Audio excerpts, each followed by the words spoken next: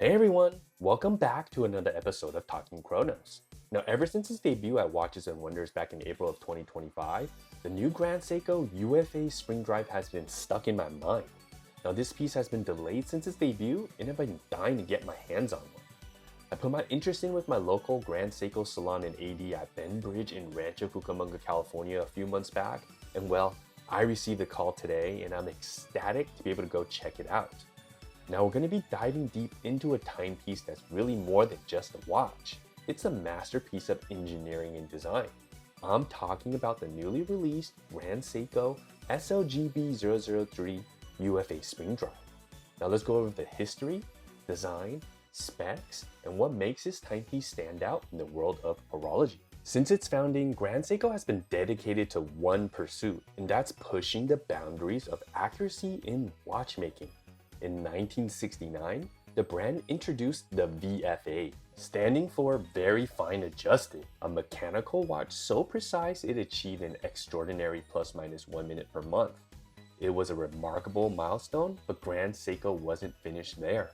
By the late 1970s, engineers began working on an idea that seemed almost impossible, combining the traditional energy of a mainspring with a cutting-edge electronic regulation. That dream became reality in 2004 with the launch of the Spring Drive Caliber 9R65. It delivered a 72-hour power reserve and an accuracy of plus-minus 15 seconds per month, setting a new benchmark for spring-driven watches. And now, that legacy evolves once again with the Caliber 9RB2, earning a brand new designation, UFA or Ultra Fine Accuracy. This isn't accuracy measured by the day, week, or even month. Instead, the 9RB2 is rated at plus minus 20 seconds per year. That's right, per year it's measured annually. And as of April of 2025, it is the most precise mainspring-powered wristwatch movement ever created. A true fusion of tradition, innovation, and record-breaking performance. Let's take a closer look at this stunning piece. Almost everything here is entirely new. The only familiar touches are the Evolution 9 case geometry and the Grand Seiko signature hands and indices. Beyond that, the dimensions, the dial, the movement, even the bracelet, every element has been completely reimagined. This is Grand Seiko, but like you've never experienced it before. First, you have this new ice forest triangular texture dial, inspired by frost-covered trees in the highlands to the east of the Shinshu Watch Studio, where all the Spring Drive watches are crafted. The surface shimmer in silver with just a hint of blue, and as light moves across it, the pattern comes alive in a way that's both subtle and mesmerizing. The blue central seconds hand also adds a nice pop of color. What I love about Grand Seiko is their incredible attention to detail. The hands are broad and elongated, finished with polished edges and brushed surfaces that catch light from every angle. The applied markers is just as striking, each one with a tapering trapezoid with flared chamfered edges and a polished trench running down the center, reflecting light like no other markers I've ever seen. Even the frame date window at 3 o'clock serves a purpose. Kept in a crisp black and white, is designed for a perfect balance and clarity. Protecting it all is the box-shaped sapphire crystal with an AR coating on the inside, ensuring every detail of the dial is visible in its purest form. Now without further ado, let's try on this stunning piece. Man, I'm really loving this frozen forest dial, as well as the new case dimension and just the way the new bracelet looks and feels. Here's how it looks on my 7-inch wrist, and let's do a quick wrist roll. And let's dive into some of the specs and dimensions. Let's start with the case. It follows Grand Seiko's Evolution 9 design, finished with their immaculate hairline brushing and flawless Zaratsu polishing. What's new here is the size. A brand new 37mm case, just 11.4mm thick, with a compact 44.3mm lug-to-lug that makes it incredibly comfortable to wear. The screw-down crown, signed with the GS logo, ensures 100 meters of water resistance. The case and bracelet are crafted from high-intensity titanium, making the watch exceptionally light and comfortable to wear. The bracelet follows a familiar brushed 5-link design, but with the new 37mm case comes a newly scaled bracelet. 20mm at the lugs, tapering down to 18mm at the clasp for a perfectly balanced fit. And here's something collectors have been waiting for, Grand Seiko's very first micro adjust clasp.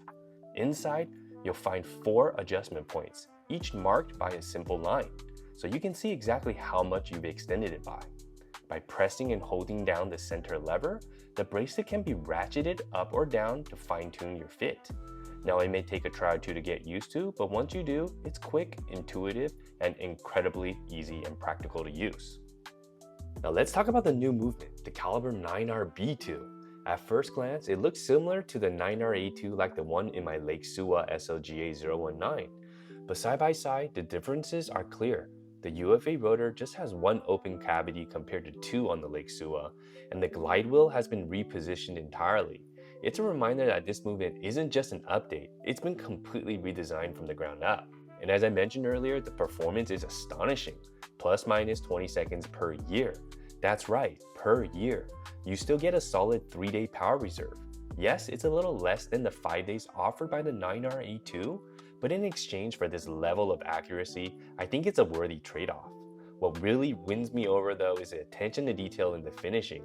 The frosted matte plates contrast beautifully with the mirror polished bevels, the skeletonized rotor adds depth, and you get those blued screws, jewels, and brass accents. Together, it's a movement that isn't just technically impressive, it's visually spectacular. Let's quickly compare the Suwa SLGA019 with the new UFA SLGB003.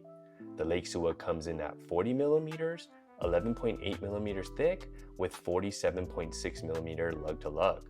The UFA shrinks things down to 37mm, 11.4mm thick, and 44.3mm lug-to-lug, making it lighter, smaller, and more versatile. Both are made of high-intensity titanium with Grand Seiko signature brushing and Zaratsu polishing, but the difference in size really changes how they wear. The bracelets also set them apart. The Suwa uses wider 5-link that tapers 22 to 20mm, while the UFA introduces the new 20 to 18mm bracelet, plus Grand Seiko's first ever micro adjust class on the Evolution 9 case. And that's a huge upgrade for comfort and fit. Now, if you haven't seen my Japan purchase experience of the Suwa or my Grand Seiko Salon tour at Ben Bridge, I'll leave the links down in the comments below. Definitely check them out. Now let's talk price. At the time of this video, the UFA is listed at $10,900. That really shouldn't come as a surprise considering my Suwa is currently at $11,000 after the most recent price increase in 2025. In fact, the UFA is technically less expensive right now because its price was announced back in April and the release has been delayed. Honestly, I think that was a smart move on Grand Seiko's part, but it also means one thing. If you're on the fence, now's the time to act. I'd be very surprised if the UFA doesn't see a price increase in the near future. The UFA SLGB003 isn't just another Grand Seiko, it's a watch of firsts. A brand new 37mm Evolution 9 case, a bracelet sized perfectly for it, and Grand Seiko's first ever micro adjust class in this case style. At its heart, the caliber 9R-B2 with ultra fine accuracy, the most precise spring drive movement ever made. From the ice forest style inspired by frost-covered trees, to the lightweight titanium case, to the meticulously finished movement, every detail pushes precision, design, and wearability forward. For collectors, the SLGB003 isn't just another watch, it's a milestone, a modern marvel, and a piece of Grand Seiko history that deserves a place in any serious collection. Thanks again for watching. If you've enjoyed this video, please make sure to like, subscribe, and comment. It really does help the channel out, and I'll see you guys on the next one. Peace.